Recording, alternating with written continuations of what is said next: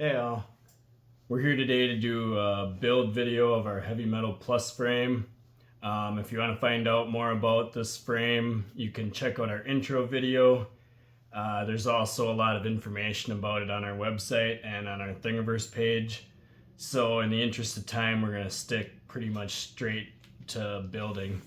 If you buy our full frame kit, it's going to come with 4 carbon fiber arms, hardware kit, battery plate, stack plate, TPU canopy, aero canopy, TPU arm guards, cable grip, and a TPU battery box. And then tools you might want, or useful tools, are a 5.5 millimeter nut driver and a 2 millimeter hex Allen driver, some type of small pliers, and some type of small magnet is useful. We got some Loctite, and we got some small shims here. These happen to be like race wire, but any type of small shims will help out with this build. And then not included with the build is going to be a couple straps. I would recommend a high quality Kevlar strap. These are just some that I happen to have laying around here. Size is going to be 20 millimeters wide by 250 millimeter long straps. So we're going to open up this set of arms here. Just going to chuck this out of the way. We're going to get our hardware kit out, and we might as well take our arms out right away.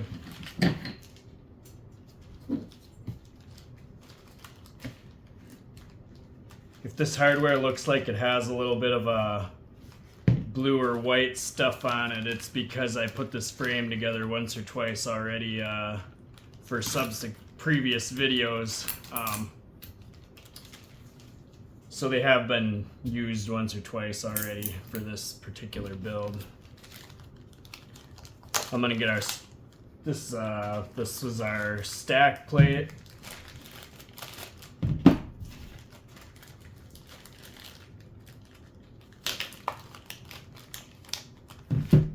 This is our battery plate.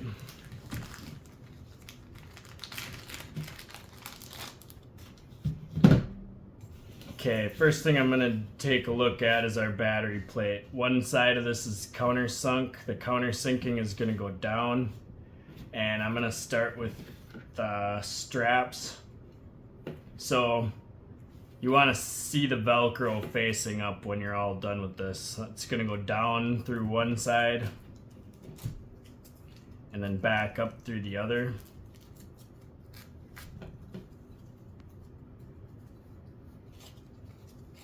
And you don't have to worry about pulling this super tight right away. We'll get the other one in. You can see what I mean. The Velcro is facing up as opposed to the other side when it's all said and done.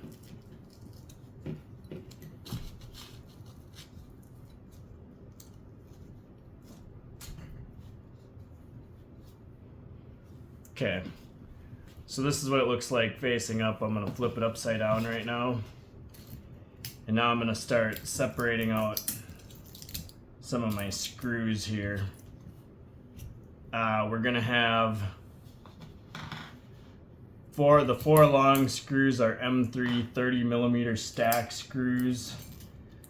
I went with 30 because that'll fit a 3-tier stack if you want to do HD0 or something like that. If you're just doing an analog build, you could probably get away with cutting these down or going to a 25 millimeter long screw. So if you want to do a 30 millimeter screw, it might be a good time to put these in now. If you're going to do a 30 by 30 stack, it might be a good time to put these in now. If you're going to do a 20 by 20 stack, you can put them in at any time in the build. The one thing I am going to... Okay, so let's separate these out a little bit. Hardware comes with this hardware list. Camera probably isn't going to see that, but I'll post a picture of it.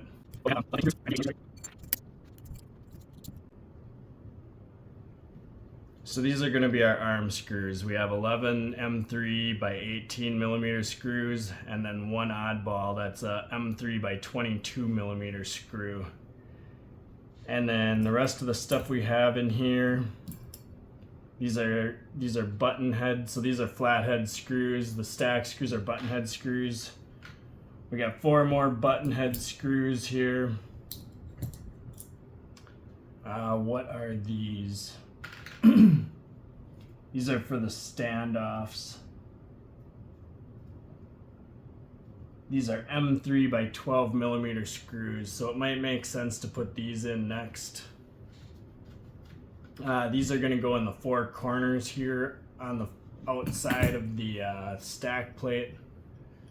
There is no top or bottom to this plate, doesn't matter. And I'm going to use Loctite on all of this stuff. These are pretty tough frames, and I'm not anticipating taking this apart a lot, so I just want it to stay together. Little bit of Loctite is all you'll need. So we're gonna put one of these M3 by 12 button head screws in here, followed by an M3 hex nut.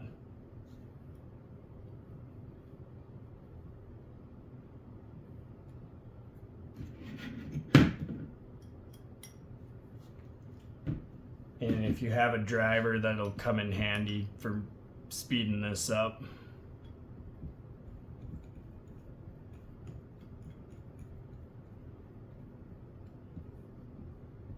I'm gonna get these, pretty tight. Don't strip them out, but get them tight with the anticipation that they're gonna be in there for a while.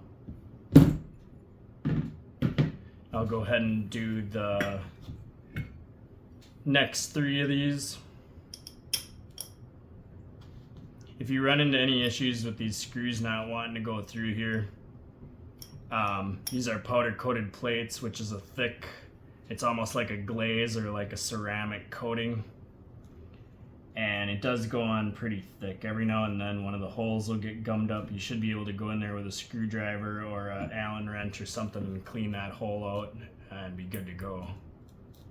I haven't run into any issues where the metal was actually off. If the holes seem like they're off, that's just powder coat getting in the way.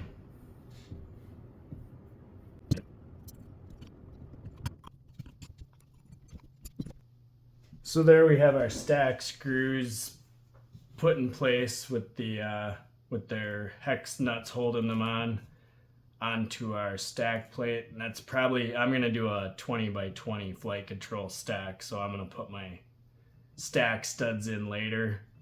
If you're gonna do a 30 by 30 stack, the next screw hole in line here is gonna be for your stack screws. One of the nice things about the Plus frame is that you don't have to share an arm screw for a 30 by 30 stack. You'd share an arm screw if you're gonna run one of the diagonal 25 millimeter stacks. But 20 by 20 and 30 by 30 are clean on this build. So moving on, we're gonna go back to our bottom plate here. We have our 11 18 millimeter long flathead screws and then one 22 millimeter long one. So the 22 millimeter long one we're gonna designate as the back of our quad. So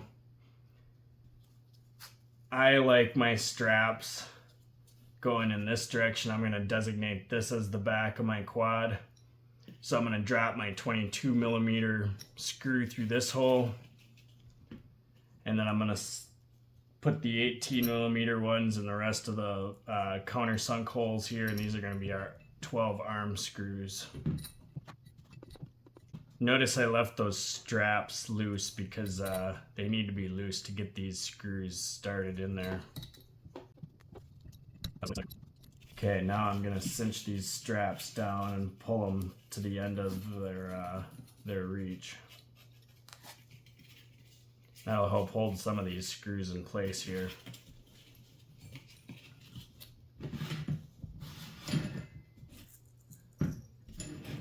So now that I have all these screws in place, I'm just going to quickly flip this upside down. And now all our screws are sticking upwards. Here's where I'm going to use a couple of these shims, and I'm going to put these underneath those screws, and that's just going to help keep those screws protruding out all the way. You don't absolutely need to do this step, but it is a little bit helpful. The two that are under the strap does a pretty good job of holding up.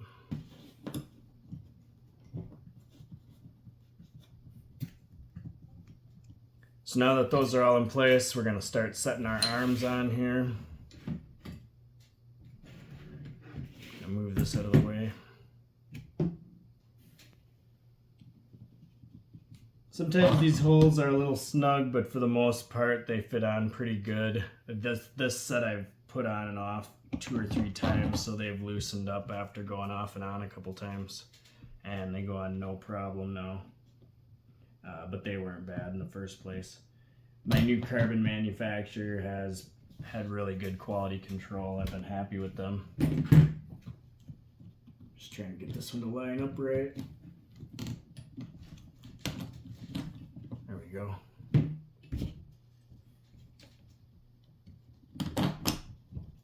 So there's our 4 arms. We're going to drop our stack plate on top of that, and you can see these studs are sticking out a little bit. Now we're going to move on to our press nuts. If you're going to order, everybody calls these press nuts, but if you're going to order them, they're called S-M3, what is it? I should just read it. S-M3-2 self-clinching rivet nuts, they're often referred to. This is the best tool I've found to do this. This is a magnet tool from a local recycler for checking if things are steel. Any little magnet will work for these press nuts. So you're going to put it on here with the knurled side facing out. The knurled side goes down into the plate, and that is just going to help you line these up and get that started on the screw. Oh, you know what I forgot is some Loctite here.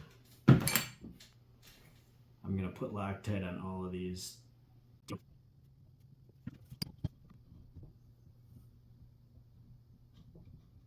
And I'm not going to worry about getting these super tight.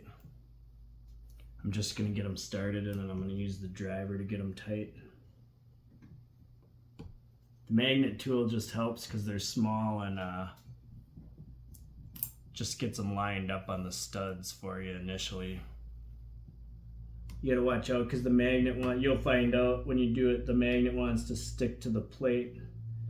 It just about wants to rip the magnet out of your hand at first.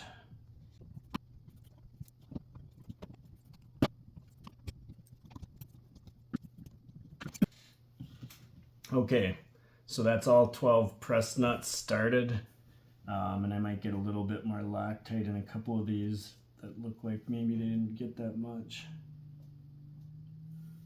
You don't want to go overboard on the Loctite, a little tiny bit is fine.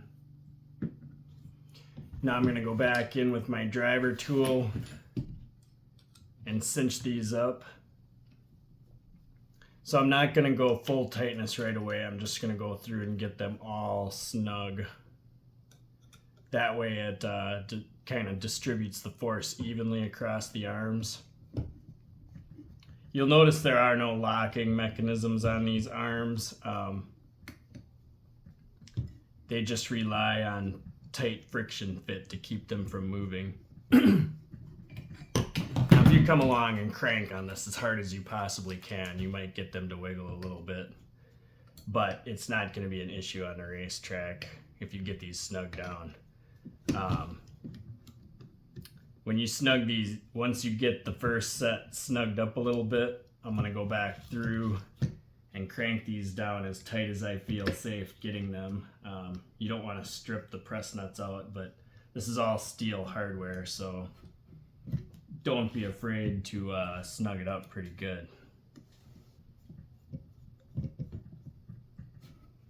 You don't need any tool to hold the press nuts, but you may need to use your finger. I'm using my finger on the back side to hold these down into the plate. They have some knurling on the nut that will dig into the powder coat and dig into the metal plate and prevent them from spinning, so you don't need a nut driver or pliers when you're doing these.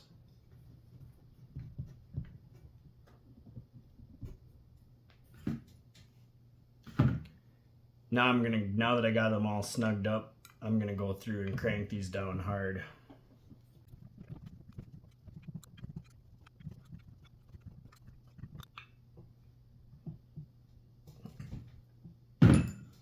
Okay, everything's cranked down hard. I'm gonna pull these straps tight again. Get these shims out of the way. I'll wipe off some of this excess Loctite before that gets too out of hand. Using a shirt towel here.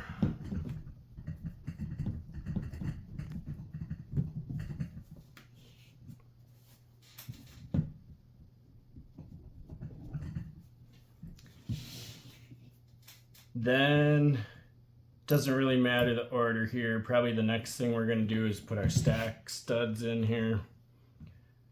So, if you're doing the 20 by 20 millimeter stack, these can just drop through. If you were doing the 30 by 30, you should have put them on before we got this far. Unfortunately, I have to take it apart to get them through at this point. I've been flying this frame for a long time though, and well, not this particular one, but heavy metal frames and open racer frames. You don't have to worry about messing with these stack screws. You're not going to damage stacks hardly ever. Not to say it isn't impossible, but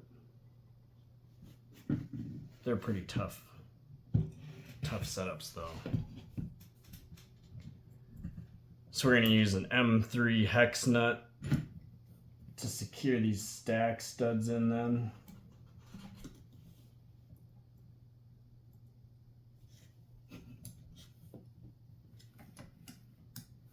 And it's really important that you start with a nut and don't just start with a rubber grommet to keep vibrations out of your stack.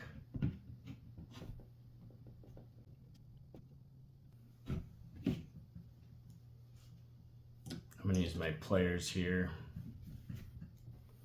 because my nut driver doesn't reach far enough, and I'm going to crank that screw down tight.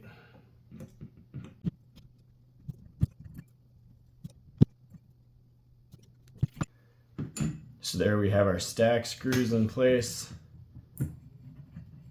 There's 4 more nuts included. That'll go on top of your stack once you get your boards on. I'm just going to put those on there for now for storage.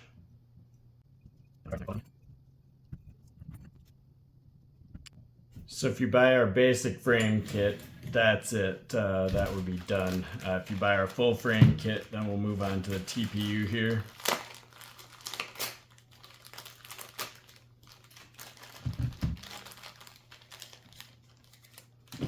Oh man, I got all kinds of Loctite going on here from that last stack. Stack screw got out of hand.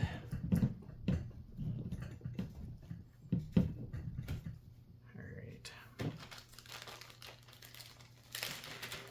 So in this set of shoes, there's also going to be what I call a cable grip.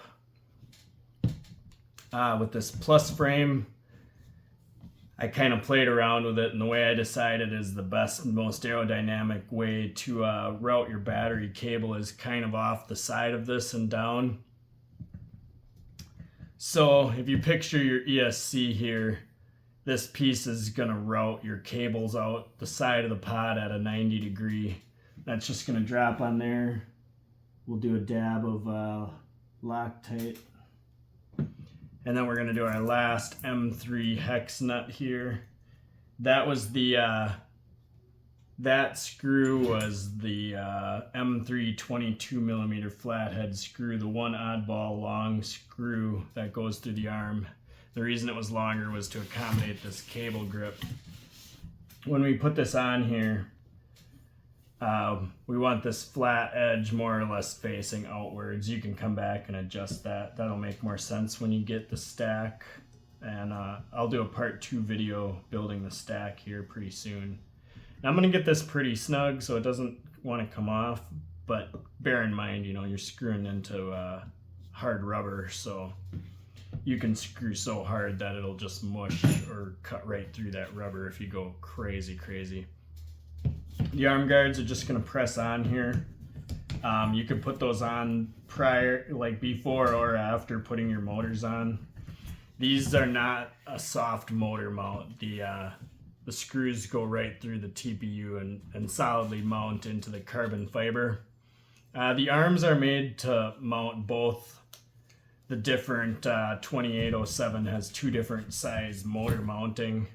The TPU only accommodates the larger size though. I think it's like 19 by 19 and 16 by 16 mounting if I'm not mistaken, but don't quote me on that. That's just off the top of my head. Anyways, the shoes will only fit larger motor mounting bolt pattern. If you want to use the smaller pattern motors, you'll have to come up with a different type shoe or just not run the shoe. So there we have our shoes on there. We're going to put our body standoffs on next. And this is the one thing I don't use Loctite on. You'll find these aluminum body mounts do tend to strip out every now and then after like prolonged use because they are aluminum and they're softer. So it wouldn't hurt to pick up a couple extra. These are M3 by 10 millimeter long, 5 millimeter diameter knurled aluminum standoffs. You can get them on Amazon or the different race shops and stuff. I'm working on getting some stainless steel version of these. I found some, they're hard to find. The problem is they want me to buy $300 worth of them, a whole ton of them. And it's just a lot of money to bite off for one part. But eventually I'm going to get some here. I'm going to tighten these down, bearing in mind again that these are aluminum, so you want to get them snug, but don't go too crazy on these because you can strip these out somewhat easily. With those standoffs on there, then we're ready for our battery box and our canopy. With this battery box, I wish I had a good trick to make it easy to put on, but I just don't have one. I'm gonna go in there. I gotta trim out a little piece of this. There's still a little piece of my support material on here I gotta get out of there quick. So the battery box is going to, this is the back with our cable grip is the back, so that's going to be the back opening of our battery box. It's just going to slide on the front of this. And you can see there's these cutouts in the battery box. That's going to accommodate the straps. There's some challenges with the Plus because the strap goes where your arm normally wouldn't be on the X variant. So the battery box is just going to press on the nose here. We're going to get that on there as far as possible. And then there are some holes in here. You can use a hex driver to help pry on this. But I found really the best way is to just find someone that's strong and just muscle this thing on there. And it's not that easy. Fair warning. But you can get it to stretch up over there.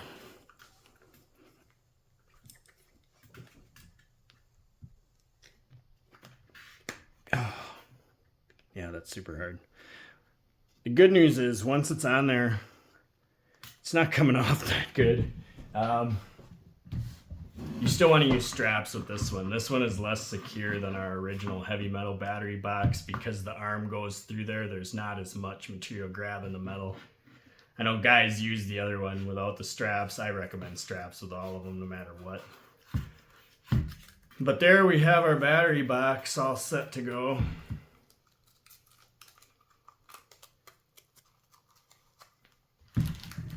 Last thing here was our race pod. there's a lot of R&D that went into these race pods to make sure that they're tough and durable pods. You can see some of the internal bracing that was put in after the fact when we decided we needed to toughen it up a little bit.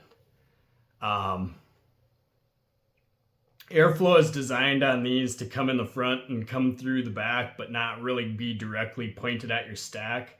That's kind of got rainy weather in mind a little bit. I think I'm gonna probably make some plugs that can seal these air ports off, so if it's rainy weather or cold weather, you can button this up and it'll be relatively watertight.